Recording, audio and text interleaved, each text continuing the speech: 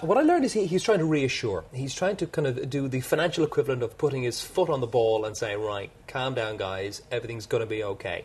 There was this agreement on July 21st for the eurozone heads of state in which supposedly a big grand bargain was agreed, whereby the rescue fund, the bailout fund, would be beefed up and have much stronger powers, and that there would be a second Greek bailout and there would be some participation by banks, as in they would lose some money, and everything was going to be sorted out in the autumn. But in the intervening 6 weeks, there's been massive market turbulence. There's been a serious question mark raised over the very future of the eurozone while parliaments have been on their summer breaks. And so what he's trying to do is say everything is going to be fine, but what parliaments need to do is get back to work and implement the deal from July 21st.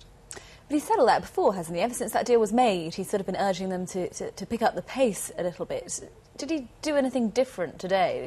I don't think he wanted to get involved in kind of badgering politicians any more than he already has been, because there was the Jackson Hole Symposium and all the central bankers got together in Wyoming over the weekend, and they did the same thing, saying that basically governments need to get together and act on their budget deficits and act on their debt mountains. That basically means cut their spending or raise their taxes to get the debt mountain down, ergo reduce the turbulence, reduce the speculation.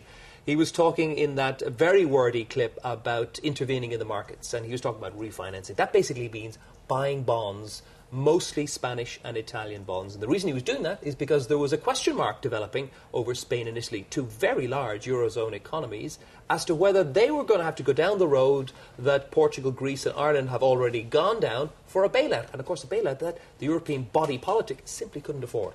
So he's seeking to reassure, but what Christine Lagarde had to say, that wasn't very reassuring, was it? No, in fact, she threw a verbal hand grenade into the debate over the weekend as well by saying that we're entering a dangerous phase, which is hardly reassuring, and she was saying that banks would need even further capital, which means their reserves, the big pot of money they have for emergencies for the rainy day, needs to be beefed up even further. Now, as you know, 3 years ago, they had to recapitalise and beef up their reserves for eventualities like this.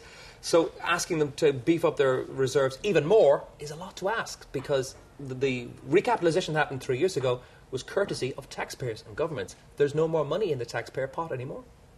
OK, on that note, Joe, we'll see you a little later. Thank you very much.